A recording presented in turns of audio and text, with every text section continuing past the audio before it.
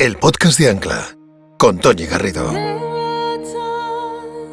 Emprender es duro, y nosotros lo sabemos. En Ancla acompañamos y entrenamos a emprendedores como tú para que alcances el equilibrio en todos los ámbitos de tu vida, a través de programas de formación, investigación, nuestra comunidad de emprendedores y contenidos como este podcast. Descubre más en ancla.life.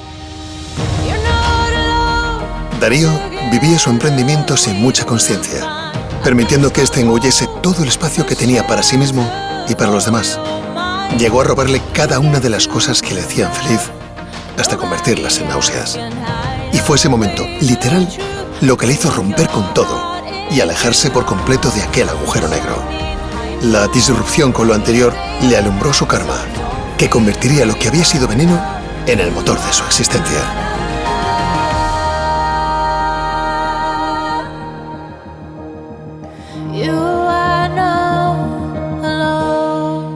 Querido Darío, sé muy bienvenido a este nuevo capítulo del podcast de Ancla, que ya es el número 28. Bueno, me gusta el número. ¿Te gusta? Sí, me gusta el número. ¿Te gusta la numerología? No creas, ¿no? Pero yo lo asocio con diferentes números y es lo típico que juegas a la lotería, ¿no? Pues habrá que jugar este año el 28. ¿Al 28? ¿Qué tal las vacaciones? Pues muy bien, muy bien. He podido desconectar mucho, he estado con la familia. ¿Te has ido a tu tierra, Asturias? Sí, me he ido a mi tierra, Asturias. He estado una semana y media cuidando de mis sobrinos, que me los he llevado también allí. Ha venido mi cuñado y han estado allí con nosotros. Y luego ya me he cogido vacaciones, como se dice. Pues qué bien, pues ahora que estamos con los ánimos renovados, vamos a empezar con esta temporada nueva del podcast. A ver, como estamos diciendo, Darío viene, su familia, sus padres vienen de Asturias, ¿no? De unas aldeitas de allí, ¿no? Y vienen a Madrid y nacís aquí, tú y tu hermana. De pequeño, ¿qué querías ser de pequeño? Pues primero quería ser arqueólogo, porque vi una película que se llamaba Indiana Jones y quería ser como él. Luego quería ser superhéroe, luego quería ser, bueno, todo lo que veía en las películas. Sí. Y al final me di cuenta que me gustaba ese tema de construir algo que la gente pudiese ver y pudiese soñar con qué quería o a qué se quería parecer. Y por eso dije, oye, me gustaría ser director de cine, me gustaría escribir guiones, me gustaría animar a la gente a ver una historia o contarles historias. Sí, un poco cuentacuentos siempre. Y llegaste a hacer tus pinitos, ¿no? Hiciste un corto, ¿no? Exacto. Escribí 2 guiones e hice un corto.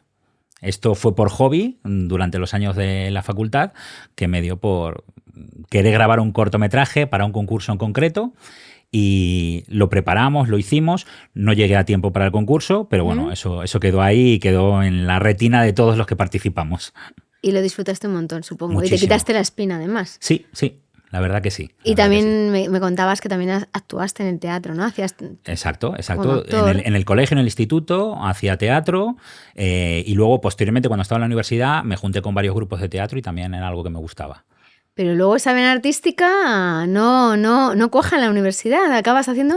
Administración y dirección de empresas. Ni nada más gris. Con todo respeto a los del ADE. Pero siempre fui muy actor. Y acabaste allí de forma azarosa. Azarosa totalmente, como yo creo que toda mi vida. Por eso viene la primera pregunta de esta entrevista, ¿no? Yo preparando la entrevista contigo, yo me he dado cuenta de eso, ¿no? Que no vas con una hoja de ruta, porque al final eres como la hoja de la película de Forrest Gump, esa que aparece al principio, que va volando por el viento y se deja llevar, y al final todo te va bien, todo te queda bien, o sea, no tienes ningún problema. ¿Tú crees que esa manera de concebirlo profesional, porque empiezas desde la universidad, o sea, tú querías hacer audiovisuales, que era una amalgama hace 23 años que englobaba la dirección, la comunicación, hasta el marketing que hemos estado comentando. Exacto. Y acabas haciendo ADE porque fue la última opción de la lista porque una compañera tuya de clase la cogió. Fíjate qué cosa más peregrina. Exactamente. Entonces, ¿tú crees que esa forma de enfocar lo profesional, igual cuando emprendes, que ahora vamos a hablar cómo acabas emprendiendo, que para ti no era ni emprender, era ponerte a trabajar? Esa forma de enfocar lo profesional, ¿tú crees que es una fortaleza tuya que te haya ayudado a prevenir problemas de salud mental? A ver, no sé si es una fortaleza, pero es una forma de ser. Al final, yo siempre he dicho que tenía muy claro lo que no quería hacer, pero no sabía lo que quería hacer. Entonces, yo creo que pasan trenes y según van pasando trenes tú te sientes más cómodo o menos cómodo. A lo mejor con el color de la línea del metro o el tipo de vagón te montas y dices, bueno, pues si esto me motiva, me hace feliz o me gusta, pues ¿por qué no continuar? Y si se van abriendo caminos, pues ir tomando esas decisiones según la marcha. ¿Y qué tenías tú claro que no querías hacer? Pues tenía muy claro que no quería hacer nada relacionado con la carrera que estaba estudiando, porque normalmente todas las salidas iban enfocadas pues a trabajar en corporates o a trabajar en banca o a trabajar, bueno, pues en una oficina como uno más, como un número más y hacer cosas que al final son muy repetitivas. Entonces yo tenía claro que lo que estaba estudiando era simplemente pues un pasaporte para poder coger esos trenes. O sea, que jamás lo vinculaste a emprender. ¿No? Para nada. Muy bien. Esos años de emprendimiento, acabas emprendiendo porque te quieres poner a trabajar y acabas así y entrando a un proyecto. Cuéntanos cómo entras. Sí, en realidad fue muy curioso porque yo ya había trabajado como todos cuando estás empezando a estudiar y demás, que dices, oye, ¿en qué trabajo? Pues he trabajado en bares, en discotecas, los trabajos de siempre, hasta de aparcacoches he trabajado. Y bueno, el primer trabajo surgió por un amigo mío de la universidad, uno de mis mejores amigos, que me dijo que, pues, como tenía esa vena artística o de actor y tal, que comunicaba muy bien y que seguro que se me daban muy bien las ventas. Y entonces empecé a trabajar en una empresa de la que su padre formaba parte, vendiendo agua. O sea, lo único que hacía era vender agua por oficinas. Ahí aprendí muchísimo de lo que es la venta, la puerta fría y demás. Recuerdo que tenía un jefe que venía de Chile, un chileno que había sido director comercial de muchas personas allí y me enseñó a cómo hacer ese approach o cómo acercarse a conocer a las personas dentro de las empresas y poder venderles. Pues en aquel momento era un producto, pero también era un servicio porque pagaba unas cuotas y demás. Y fue muy bien, porque además yo cerraba muchísimos contratos. Es verdad que no llevaba muy bien lo del tema de los horarios, eso de estar en la oficina para dar el reporting y esto no estaba. O sea, normalmente solía cerrar contratos incluso jueves por la noche en alguna discoteca, ¿vale? Siempre se me ha dado muy bien el networking y el hablar y demás. Y socializar, ¿no? Sí, me gusta al final. Y bueno, y después de eso estuve un tiempo también trabajando en el mundo de la noche y la que es hoy en día mi mujer, en aquel momento era mi pareja, era mi novia, bueno, mi amiga de aquellos momentos de universidad, y me dijo, ya es hora de que te busques un trabajo de verdad, normal, como todo el mundo. Ella estudiaba económicas. Y por el día. Sí, tal cual.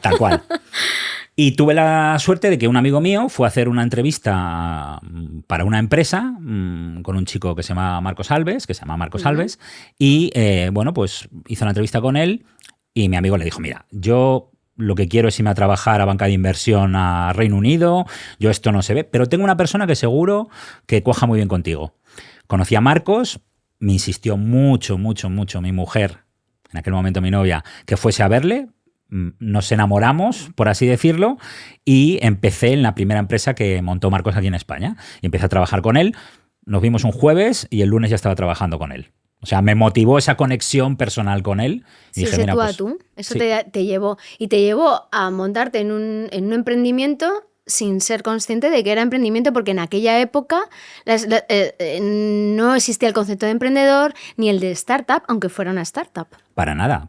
En aquel momento nosotros vendíamos unos sistemas de avisadores para hostelería y nosotros teníamos que ir a vender.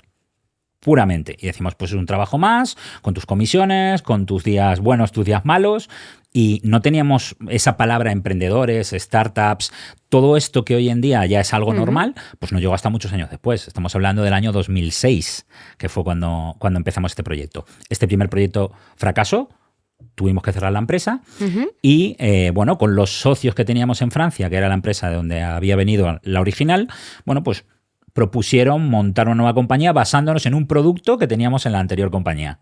Y así comenzó la historia del tenedor. Y te ves ahí en un negocio que, con el pequeño detalle que necesitas que sus negocios tengan internet, que tú dices que eso era lo más complicado, que tenías que hasta tirar cables de línea porque nadie tenía internet. Y le decías, oye, que tu libro de reservas te lo voy a pasar aquí a este formato digital. Sí. Y te ves emprendiendo y entras en una vorágine que tú me describías como la rueda del hámster. Tú eras el hámster ahí de libro, ¿no? Total. Tú trabajabas de lunes a domingo, a destajo. Sí, no había horas, no había nada. Tú te dedicabas a alquilarte un coche por la mañana, eres los clientes VIP de aquel concesionario de vehículos. Por la mañana volvías por la noche comiendo bocadillos en el coche, sin hacer deporte ninguno, totalmente sedentario, como comías así de mal, agarrando un sobrepeso impresionante y todas esas cosas, y sin ser consciente, ¿no? Porque claro, tú ibas ahí al degüello y dices que además que cogías, o sea, que no había límites, o sea, que tú pensabas esto hay que hacerlo así y se tiene que hacer así, porque tú pensabas que era como debía hacerse, ¿no? ¿Qué incidencia tuvo ese estilo de vida en tu salud mental? A ver, yo digo, un hámster yo creo que no sabe cuando se pone en la rueda que está persiguiendo algo, un objetivo. Entonces, en ese caso, eso incidió mucho porque no pensaba las cosas. Yo creo que cuando estás en esa rueda es cuando menos ves lo que hay a tu alrededor, pierdes la conexión con familia, con amigos, dedicas mucho más tiempo a ese crecimiento profesional, por así llamarlo, o a ese trabajo, pero de manera casi obsesiva. Sí, porque no tenía socios, esa es otra de las cosas que se me ha olvidado Sí, bueno, mencionar. teníamos los socios en ese momento. No digo que no tenía socio. O sea, claro, que trabajabas sí. tanto que tú luego no querías salir ni a ver amigos, ni ver familia, ni nada. Sí, al final llegaba tan cansado que lo único que me apetecía era estar en casa desconectado.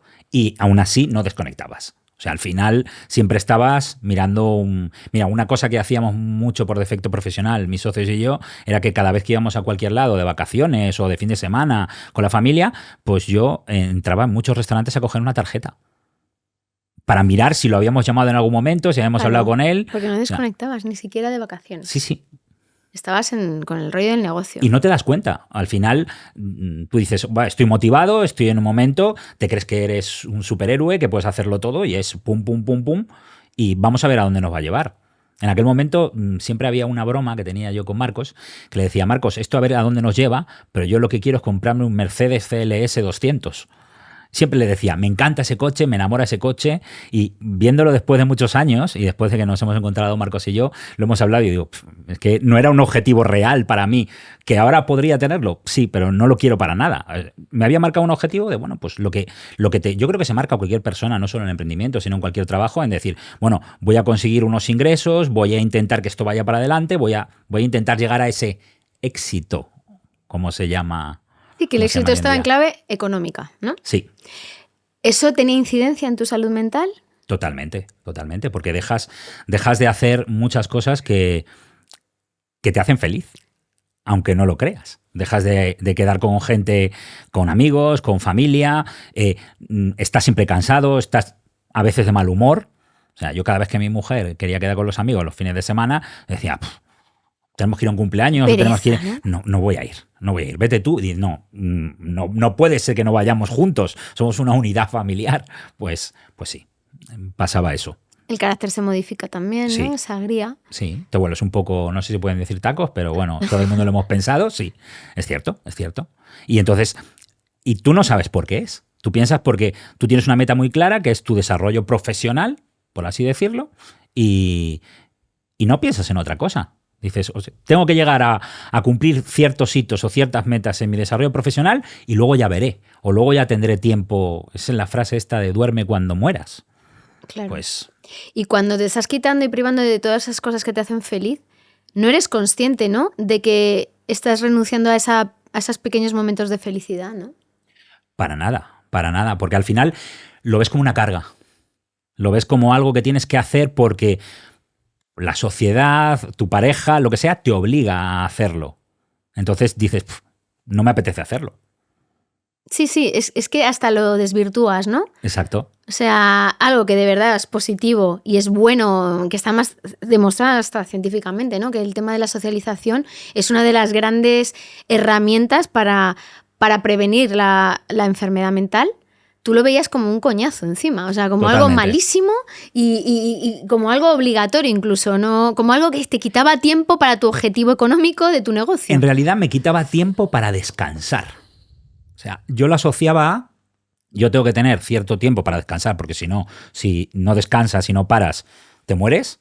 Bueno, pues decía, tengo mi tiempo de descanso, no voy a malgastarlo, así pensaba, con todas estas cosas que son banales. Y que no me aportan nada. Y bueno, llevas así, te pones a trabajar a destajo, la empresa se vende a TripAdvisor y no bajas el nivel de trabajo, ¿no? Es que encima lo elevas totalmente. O sea, eso es una cosa cuando pasan este tipo de compras por grandes compañías, que al final, bueno, pues los fundadores, de una manera o de otra, que han vivido todo ese crecimiento de la compañía, pues tienen que tomar responsabilidad. Y cae un peso muy grande sobre ti porque ya trabaja mucha gente en la compañía y entonces empiezas a crecer, es muy grande y dices, esto tiene que funcionar mejor y crecer muchísimo más. Ese escalar que se dice mucho en las startups de hoy en día tiene que ser, vamos, y tengo que ser yo el que esté ahí al pie del cañón. Entonces se hace... ¿Cuáles son los motivadores de esa sobrepresión que te das tú cuando vendes una empresa que ya no es tuya? O sea, ¿cuáles son esos disparadores que te hacen...? Pues de verdad que no te lo sé explicar.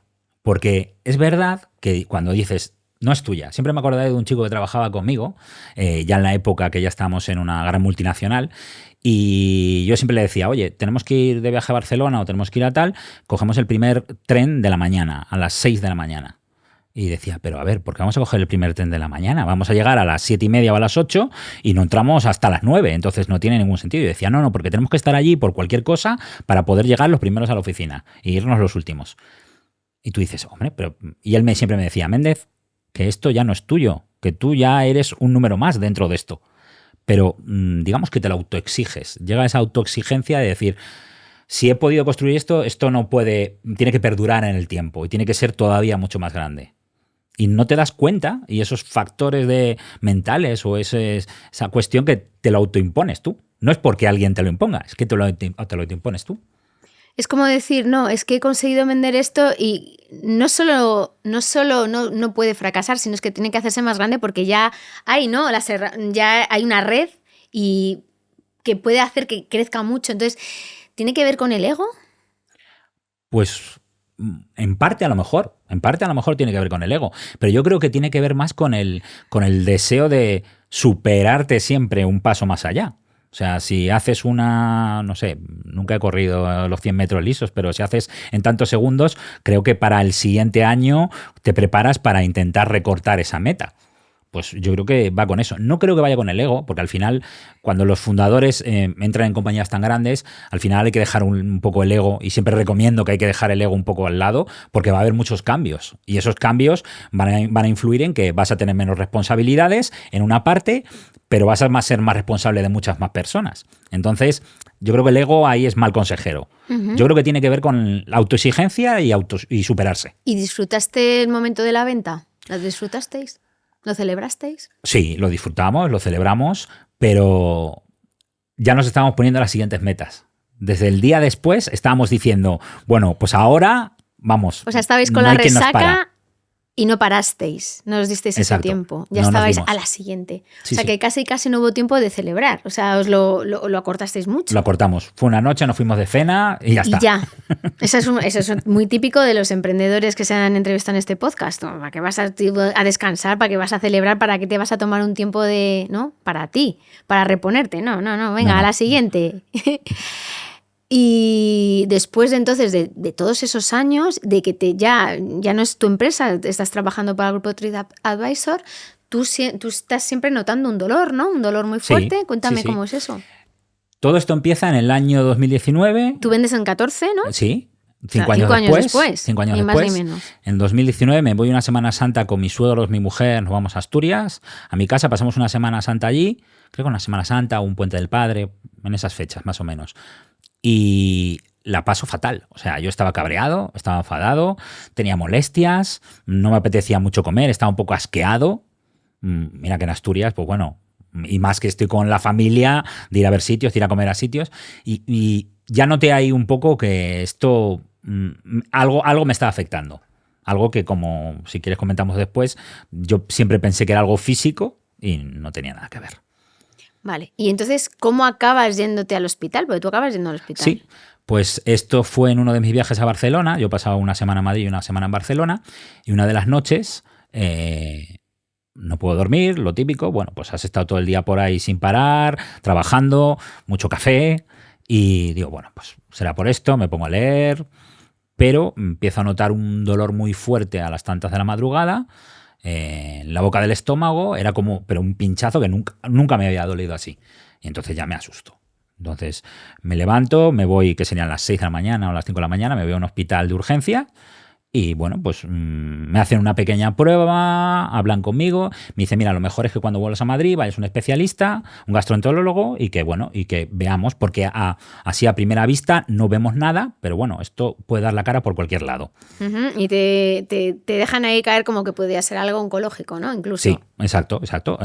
Yo siempre me acordaré de ese médico que me atendió muy bien, pero me dijo, con esto tienes que tener cuidado, porque puede ser algo grave y que se manifiesta así de repente. Sí, atiéndelo, ¿no? Como diciendo, Claro. atiéndelo, no lo dejes porque esto puede ser Sí. muy grave.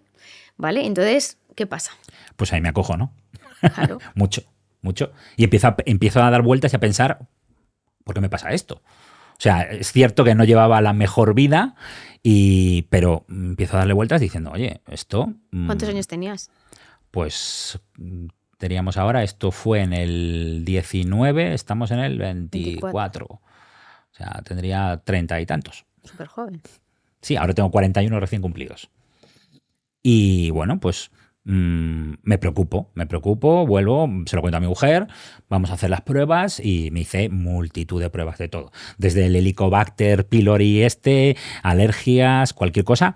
Y una endoscopia, me hicieron de todo tipo de pruebas. Para encontrar lo que te Para pasaba. encontrar lo que Y lo no que me encontraban la explicación. Y no encontraban. Pasé por varios doctores, hasta una doctora que me dijo, mira, lo que tienes ahí es de aquí, no es de ahí. Me dijeron que tenía una dispepsia, que tenía una inflamación de la mucosa. Sí, una inflamación de lo que es el tejido, ¿no? El tejido, mucoso del sí. estómago. Me mandaron protectores, me mandaron bombas estas de protones, como tal, que son lo que llamamos protectores normalmente, para que eso se relajase. Pero me dijo, esto es provocado casi al 99% por estrés. Porque yo le conté mis hábitos de vida. Entonces me dijo, mira, tiene que ser por esto. Entonces tienes que tomarte las cosas de otra manera y tienes que bajar el ritmo. Entonces es la primera vez que sabes o eres consciente de que tu vida era estresante y tenías ansiedad, ¿no? Exactamente. Ya cuando me había pasado esto, bueno, pues yo en esas navidades de 2019, viene toda la familia a casa, normalmente siempre a comer, yo me encargo de cocinar, y estuve los 3 días festivos sin comer nada. Porque no podía. O sea, y era la ansiedad la que me provocaba que simplemente estar cocinando, cuando nos sentábamos a comer, me daba asco, incluso comer. Simplemente. Y sabía que lo había preparado yo y era súper bien. Todo el mundo disfrutaba un montón con la comida y yo estaba desconocido totalmente porque siempre he tenido un buen paladar. Y ahí me di cuenta y un día en el sofá con mi mujer le dije, pues creo que lo que tengo va más allá y es algo mental porque tengo una ansiedad. O sea, estoy como desubicado de cómo soy yo normalmente. Y claro, te haces consciente, ¿no?, de que una dolencia física estaba provocada por una dolencia emocional y que te la estabas provocando tú solo. ¿Cómo aterrizas eso? ¿Cómo te sientes, ¿no?, masticando y tragando eso? Pues voy a usar una palabra de mi mujer. Me dijo que no era un dios del Olimpo, que bajase ya de una vez a la tierra y estuviese con el común de los mortales. De que siempre puedo con todo, siempre voy a hacer todo, si no hay que dormir no se duerme. O sea, me vino a decir, y yo me di cuenta exactamente, que no merecía la pena. O sea, ¿tú te diste cuenta que te creías que eras un superhéroe y que no lo eras? ¿O qué? Sí, yo me pensaba que estaba por encima de todo, que a mí no me pasaba nada. Tengo una curiosa anécdota que en la empresa pues contrataron un equipo de coaching para ayudarnos a llevar equipos y trabajar un poco esto. Y el primer día que me senté yo con mi coach, Pilar, que si me escucha, ojalá se acuerde, le dije, mira, te voy a decir una cosa, esto lo hago porque me obligan, ¿vale? Yo en todas estas tonterías de autoayuda y tal, no creo. O sea, me parece una tontería, pero bueno, lo voy a hacer. Ella me miró y me dijo, bueno, vamos a hablar y luego tú decidirás si esto te aporta algo o no te aporta. Uh-huh. Y la verdad que me aportó mucho. Te aportó o sea, mucho. Fue una de las partes que luego me hizo plantearme, bueno, pues parar todo y plantearme cuál era mi siguiente paso. O sea, aquel diálogo con ella, con esa terapeuta, te dio unos frutos que tú pensabas que nunca podrían darse, lo considerabas una tontería, ¿no? Sí. Entonces, A ver, ¿qué se mueve dentro? ¿Qué piensas cuando tú te das cuenta que te estás matando, que tú mismo te estás matando, te sientes un tonto, diciendo, oye, es que yo me estoy haciendo daño yo solo? Es que, ¿qué se siente? Lo primero es la negación. Lo primero es, vamos, hombre, yo no voy a poder con esto, no, esto está claro, o sea, esto yo me relajo, me hago una desconexión de un fin de semana, no pienso en nada y esto se ha pasado. Y no es así. Y no es así. Y no es así. O sea, tanto físicamente como mentalmente. Físicamente, pues bueno, si te dan cierta medicación, pues puedes ir más o menos controlándolo. Parcheándolo. Claro, a mí me daba una pastillita que era un protector súper potente y yo decía, le llamaba la pastillita para todo. Porque decía, es la pastillita superhéroe. Me la tomaba y no notaba más el estómago. Pero la cabeza seguía funcionando. Y te seguía me gestando seguía generando sufrimiento. eso porque eso se alargaba en el tiempo. Claro, claro, estaba sostenido en el tiempo. ¿Y qué haces con esa situación? Pues lo hablo muy sencillamente con mi mujer y le digo, creo que es el momento de que tengo que parar. Y ella me dice, ¿pero cómo parar? Digo, sí, parar de todo. O sea, desconectarme 100%. Siempre digo que a mí el COVID me vino muy bien, porque justo coincidió que fue el año de COVID. Según pasó eso, que estuvimos todos encerrados en casa y estuvimos teletrabajando y demás, pues bueno, yo hablando con mi socio, con Marcos, le dije, Marcos, tengo que parar. Sí o sí, sé que esto me está haciendo bastante mal, entonces yo necesito un tiempo de reflexión, de desconectar, de si parando esto y que mi cabeza vuelva a sus ritmos normales, si puedo o no puedo. Pero mi decisión era 100%. Muy drástico, muy coger ese otro tren que pasó en ese momento y así fue. O sea, tú sentías que esa cabeza no paraba nunca, ¿no? Que siempre estaba... O sea, una idea, otra, y que no te daba tregua. Entonces tomas una decisión radical. ¿Y qué pasa en ese tiempo? O sea, ¿qué pasa por dentro de ti? O sea, ¿qué reflexiones haces? ¿Hay introspección? ¿Hay autoconocimiento? ¿Qué ocurre en ese periodo que dejas de trabajar? El primer mes no hay nada. Es el blanco total. El primer mes lo único que hacía era estar en el sofá jugando a videoconsola y desconectado. O leyendo, o sea, no hacía nada. O sea, estaba totalmente desconectado. El segundo mes empiezo a decir, bueno, pues a ver, no puedo estar siempre metido en casa, no puedo estar encerrado en mi cueva, como la llamaba mi mujer, y decido, pues digo, pues mira, voy a irme a dar paseos por el campo. Vivo en una zona que tiene mucho monte y todas las mañanas me levantaba y me daba un paseo bastante largo. O cogía la bicicleta y me iba con la bicicleta. Me sentaba en medio del bosque tranquilamente y me dedicaba a pensar, a oler, a ver y a pensar en mí. Y ahí hubo esa introspección que siempre cada vez que seguía manteniendo mucho contacto con todos los chicos del tenedor, cada vez que hablaba con ellos, me decían, es que estás súper zen, estás en un momento, porque le quitaba hierro a todo. Para mí, todo lo que había ahora mismo, todo lo que había sido importante para mí, ya no lo era. Empezaste a relativizar las cosas. ¿Y qué pasó más? Pues que... ¿Qué sentiste más? Fue como quitarte una mochila, yo creo. Fue como quitarte una mochila que no sabías que llevabas. Unos años antes había adelgazado mucho, había perdido 50 kilos. Bueno, pues ahí me quité una mochila de 100 kilos, pero mental, totalmente. Porque fue como decir, no tengo una preocupación real.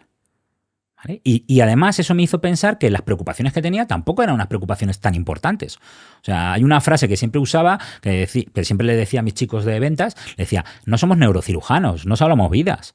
Si tenemos un no o no llegamos a objetivos no pasa nada, hay que seguir peleando por ello.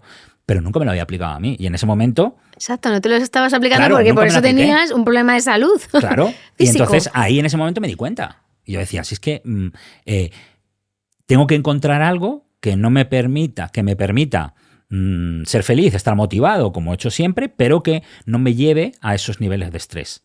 O tenerlo muy controlado. Y estuve bastante tiempo desconectado en el sentido de decir, es que no quiero hacer nada. Tuve un montón de propuestas y dije, no. Tu cuerpo y tu mente te pedían parar totalmente. Totalmente. Y después de eso, pues volví a perder peso, que había ganado un poco con el tema COVID y la verdad que entré en otro mood de vida. O sea, en otra mentalidad de decir, de relativizar de verdad las cosas importantes. Empecé a quedar mucho más con los amigos, con la familia, con mi pareja, con mi mujer, viajes, cosas que no nos habíamos planteado hacer. Y fueron momentos, bueno, que decías, es que esto sí merece la pena, porque estoy compartiendo esos movimientos, esas vivencias. Y ahí sentías que eras feliz. Sí. ¿Y qué aprendiste de ti? ¿Qué aprendí de mí? Pues que cuanto más autoexigente me vuelvo, más tonto me vuelvo con los demás. Eso es lo más importante. Yo siempre he sido pues muy de cuidar a la gente que está a mi alrededor, pero a la gente muy cercana. Toda la gente que está fuera de ese círculo muy, muy, muy cercano, que me comprenden, que es muy diferente a que me comprendan, a que me aguanten, ¿vale? Bueno, pues yo entendía que el que no me aguante, pues que... Ahí tiene la puerta. Pues ya está, no hay problema. Y luego me di cuenta de intentar, pues, abrir ese círculo un poco más a toda la gente de alrededor y conocer a las personas y saber qué les motiva o, bueno, pues disfrutar un poco de esas vivencias. Y siempre lo había dicho. Esto cuando yo conocí a mi mujer en la facultad, siempre le decía, yo soy un vividor de experiencias. Me encanta vivir las experiencias, cuanta más gente, cuanto más tal. Y me había dado cuenta que era todo lo contrario. O sea, me había reducido mi núcleo al mínimo. Y ahí descubrí esto y, bueno, pues entonces empecé a volver a ese chico, ese creativo o ese actor o de ese momento, empecé a volver ahí para intentar, pues bueno, pues hacer eso, continuar con mi vida, pero de esa otra manera. Vale. Y entonces dices, oye, veo que a mí lo que me hace feliz, ¿no? Es conectar con las personas, abrirme, ¿no? Y llegas a un término que me has dicho que es el karma startupero, no startupero, startupero. Bueno, pues me vas a explicar qué es eso y por qué es tu karma. Vale. Todo esto viene medio en broma, medio en serio, cuando yo estaba en ese periodo de desconexión, porque siempre me decían, es que estás muy zen, es que cada vez que hablaba con alguien me decía, ¿dónde estás? Y digo, pues mira, estoy ahora mismo en un monte, que me he sentado aquí en un árbol y estoy contemplando el bosque. Me decían, ¿pero qué narices haces en un monte, ahí perdido? No estás en una ciudad o en un viaje o comiendo por ahí en un restaurante. Bueno, pues me decían, estás muy zen, estás muy zen. Entonces empecé a creer en esto del karma, cosas que nunca había pensado. Y al final el karma es una retribución, una ley cósmica que dice que hay una retribución de según las cosas que hagas, te repercuten, tanto para bueno como para malo. Y entonces me planteé, oye, yo en aquel momento ya había empezado a hacer algunas inversiones en compañías como Business Angel, pero me planteé, es que no les aporto nada. Les estoy aportando pues un poquito de dinero, poco, pero no estoy ayudándoles a nada. Y empecé a darle vueltas de cómo puedo hacer para todas esas personas que empiezan, decirles que no cometan los mismos errores que he cometido yo. Y entonces digo, bueno, pues voy a dedicar el karma, y el karma se va a pagar en cafés. O sea, quedo con alguien, un café, un té, quedo con alguien y que me cuente y yo le voy a decir, sin cortapisas y sin tener nada que ver con su compañía, simplemente los consejos para no equivocarse donde yo me he equivocado. Y ayudarles. Y bueno, pues esto fue una cosa que me llenó muchísimo porque empecé a ver muchísimas compañías, muchísimos emprendedores que buscaban de mí esa experiencia que había tenido en mi momento. Empecé a colaborar también con muchas aceleradoras, incubadoras, con todo lo que fuese. Vamos a ayudar a los emprendedores a ayudarles a decirle, mira, estos caminos son peores, estos caminos son mejores, ¿por dónde puedes ir? Y esto es el karma. Y esto, lo bueno es que todo lo que yo he dado de forma desinteresada, acaba volviendo y me permite seguir con esos proyectos que me permiten mantener eso económico de lo que hablábamos, pero de una manera mucho más distendida, siendo dueño de mi tiempo y sin llegar a esos niveles de estrés o de choque conmigo mismo, porque al final siempre digo que hay dos Daríos, uno de antes, uno de después. Vale, ¿y cómo es el Darío de ahora? Pues el Darío de ahora es una persona que piensa en que se puede ayudar desinteresadamente a todo el mundo y que puedes abrir tu círculo y comentar con todo el mundo porque siempre va a haber alguna conexión que te aporte algo en la vida. Estoy aprendiendo más que nunca.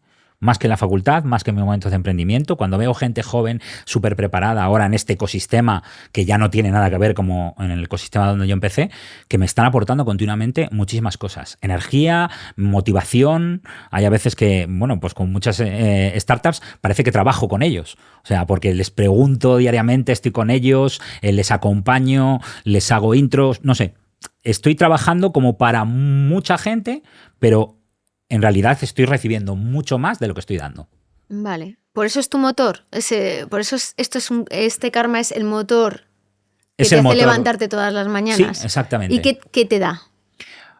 A ver, como habiendo sido emprendedor en aquella época, me da esa energía de emprendimiento, esa motivación de decir, me encanta este proyecto. Cada vez que llego ahora a casa no hablo solo de una compañía, hablo de 20 compañías y mi mujer me dice, bueno, pues ya me has contado, ¿de esta ya me has hablado? Sí, estos no veas, hacen esto, me encanta, les estoy ayudando a hacer crear, esto. ¿no? El crear, esa parte de algo de cero a uno. Exacto.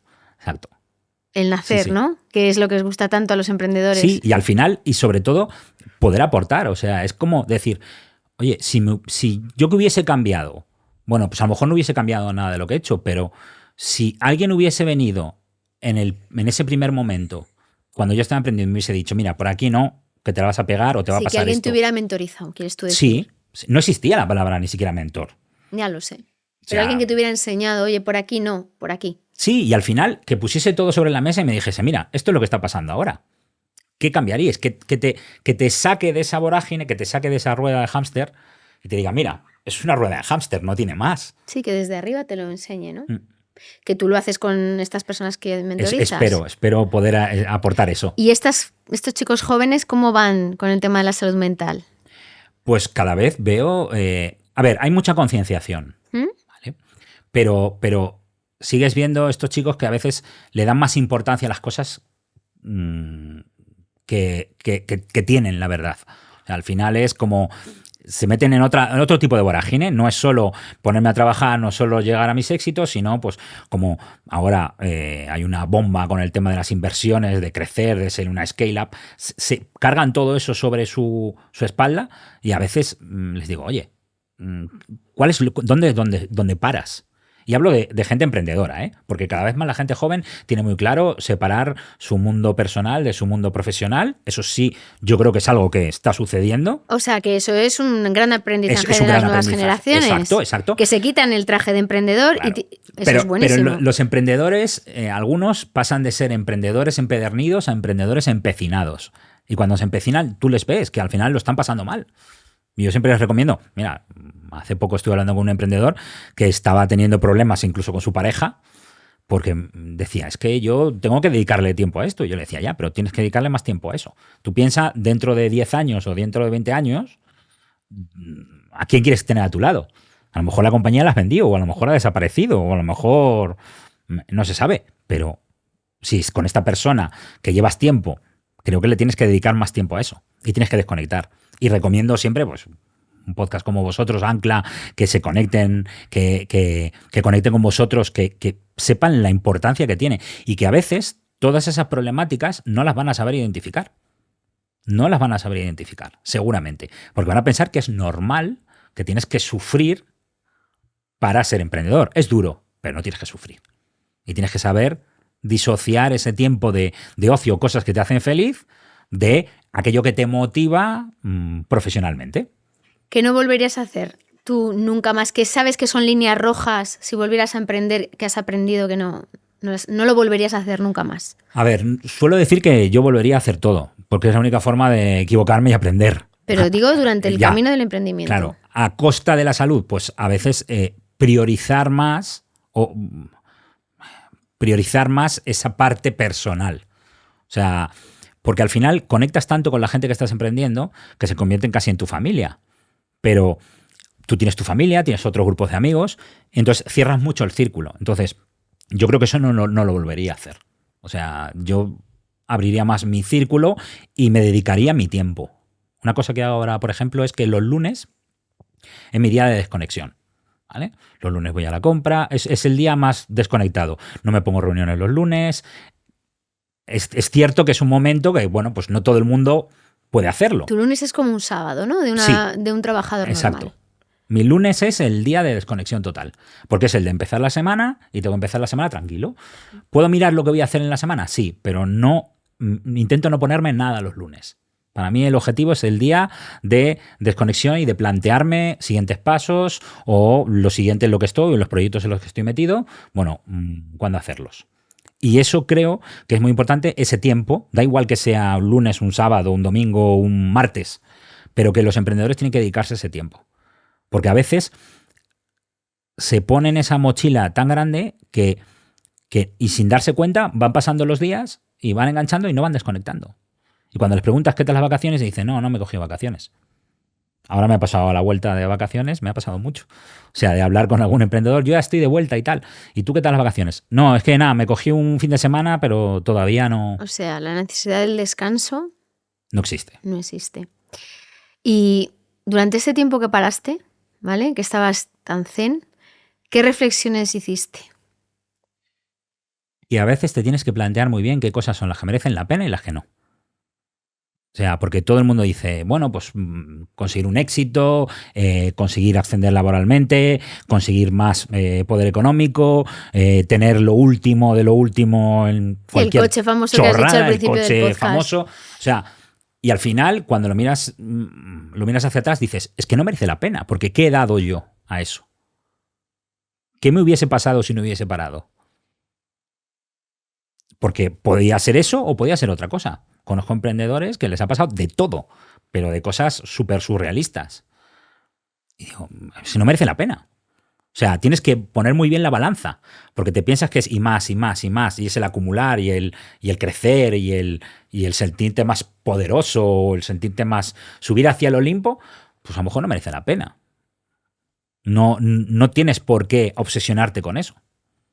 Y a lo mejor esa obsesión la tienes que tener por ese círculo cercano, por tu familia. Ahora, por ejemplo, se me cae la baba con mis sobrinos. Tengo 2 sobrinos que me los he llevado a Asturias ahora, estoy con ellos. Al mayor me lo llevé a Disney hace poco. Esas cosas, en mi momento, ni las hubiese disfrutado. Ni las hubieras hecho, a lo mejor, ¿no? Ni les hubiese visto crecer, seguramente. O sea, ni darme cuenta. Para bueno y para mano, discutir con ellos o tal, pero seguramente. Entonces priorizas. Tienes que decir, oye, pon la balanza, pero piensa que un lado de la balanza ya lleva un contrapeso muy grande y que no merece la pena. Porque ese contrapeso, pues no sé, pues es algo que te tienes en la cabeza desde que eres pequeño, de hacer algo que tenga relevancia o tenga impacto. Sí, que a lo mejor incluso es una entelequia, ¿no? Que nunca sucede, ¿no? Y estás dejando cosas que son reales totalmente olvidadas. Exacto. Y abandonadas. Y de todo este proceso, ¿qué herramientas has obtenido tú que entiendes que debe tener todo emprendedor para que emprenda de forma saludable? Yo creo que la desconexión, o sea, guardarse tiempo para él. Para sí mismo. Para sí mismo. Para lo que a él le desconectar. Guste. O para lo que necesite. Sí, hay gente que le gusta hacer deporte. Pues vale, guárdate ese tiempo para hacer deporte, que hay muchos emprendedores. Pero hay muchos emprendedores que cuando dicen, no, es que a mí me gusta hacer deporte, en realidad se lo ponen como una tarea más. Y al final les hace algo peor, porque claro. Es que yo todos los días me tengo que levantar a las 6 de la mañana, hago deporte y luego ya me voy a la oficina y me pongo a trabajar. Digo, pero a ver, si lo haces ya por rutina, no lo haces por otra cosa. Eso entonces, no lo haces por disfrute. Claro, guárdate ese tiempo. Si tienes un hobby, cualquier tontería es mucho mejor que eso. O sea, yo cuando voy, mira, por ejemplo, cuando voy a Asturias hago una cosa que es el primer día por la mañana cuando me levanto, me descalzo y me voy por un prado caminando. Un prado que está mojado de todo lo que ha caído de noche y tal. Mi madre siempre me echa unas broncas que no veas. Porque me dice, ¿pero qué haces? Que ya verás, vas a coger cualquier cosa. Tal. Y digo, no, porque ese contacto, ese conectar con la tierra, esa tontería más grande, esa sensación, o caminar por una playa descalzo, aunque sea de piedras, que en Asturias hay muchas. Bueno, pues eso es un momento de yo conmigo mismo. Para pensar mis cosas, para darle vueltas a las cosas y dejar esas ansiedades, esa cuestión fuera. Porque ese momento es para eso, nada más. No tienes que buscar si la hierba está más alta o más baja, o hay que hacer no sé qué, o hay que cortar, no.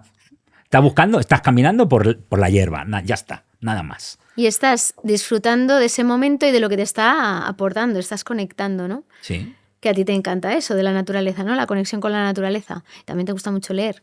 Sí, exactamente. También me gusta mucho leer y en esto tengo que decir que en mi época de emprendimiento, pues continuamente se estaban recomendando libros de emprendimiento, de cómo hacer las cosas bien, de cómo llevarlo de aquí a aquí una compañía, tal. Y me aburrían soberanamente todos esos libros. Es que esos libros son y las biografías de los grandes emprendedores son un coñazo.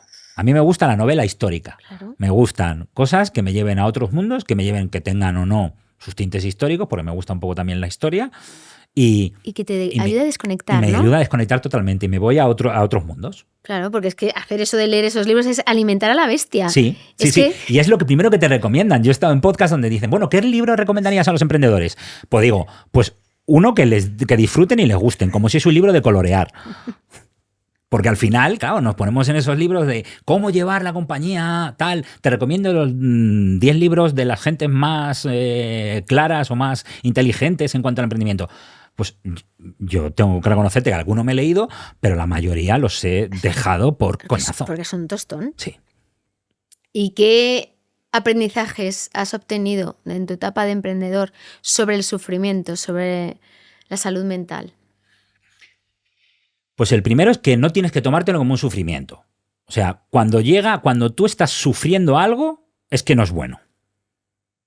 Eso es lo primero. Porque si tú estás haciendo algo porque te motiva, porque te gusta y porque eres capaz de sobrellevarlo y de llevarlo más allá y eso te hace crecer personal, profesionalmente, bien. Pero en el momento que eso pasa a que sufras por ello, no tiene sentido. Esto es como las relaciones, yo creo. Que si una relación, si no estás a gusto con la persona que está a tu lado, sois dos personas, pues ¿por qué sufrir? Y hay una ley de Murphy que dice que es mejor tener un horrible final que horrores y horrores sin fin. Pues bueno, pues a veces hay que saber cortar. Y el sufrimiento, dicen los psiquiatras, que es patológico. O sea, cuando hay un sufrimiento hay una patología. Es como diferencian un comportamiento normal o una vivencia normal de un comportamiento o una vivencia patológica, el sufrimiento. El sufrimiento es la medida. Pues cuando llegues a esos límites, opta por vaciar el vaso. Uh-huh. ¿Y qué te voy a preguntar? Lo que pregunto siempre al final de la entrevista del podcast. Si tú te encontraras, ahora que eres adulto, por el Prado, ahí, por el Prado, como vosotros decís, al Darío chiquitito, ¿tú qué le dirías a Darío? Pues yo le diría que pasase más tiempo con la gente cercana. O sea, que disfrutase más de eso, porque hay una cosa que nunca vas a poder cambiar. El otro día leía un artículo que decía, si yo te diese hoy 10 millones de euros, ¿qué me dirías? Y todo el mundo respondía, pues sí, genial, si me los das, genial. Pero, el único pero es que mañana no te vas a levantar, ya no estás en el mundo. Entonces la gente cambiaba. Entonces lo que venía a decir es que lo único que no puedes recuperar es el tiempo. Porque ¿qué más te da que te den 10 millones de euros si mañana no vas a poder hacer uso de esos 10 millones de euros? Bueno, pues el tiempo que dedicas a la gente cercana, el tiempo que dedicas a los amigos, el tiempo que dedicas a gente a lo mejor que no conoces, solo conocer a alguien y que te cuente sus vivencias, sus experiencias y podáis compartir eso, pues que lo dediques más. Yo de pequeño también era más introvertido. Aunque no lo parezca, pero era más introvertido. Ya cuando empecé a llegar al instituto y universidad y demás, me volví más extrovertido. Y luego, curiosamente, me volví otra vez, no más introvertido, pero sí más misántropo. Odiaba a la gente en general. Uh-huh. Bueno, pues que yo le diría que haga todo lo que...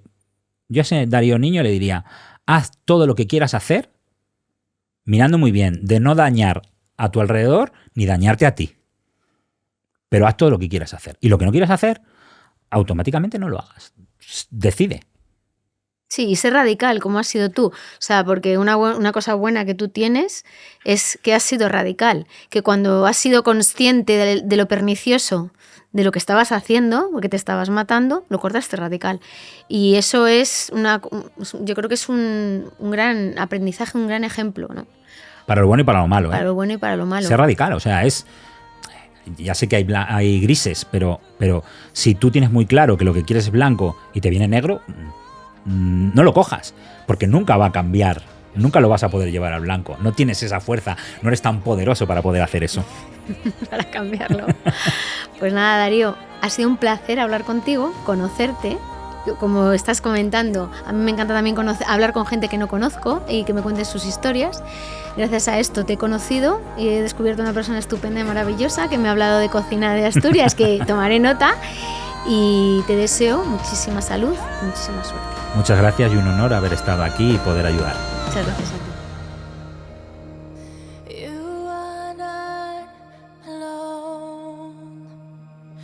Oh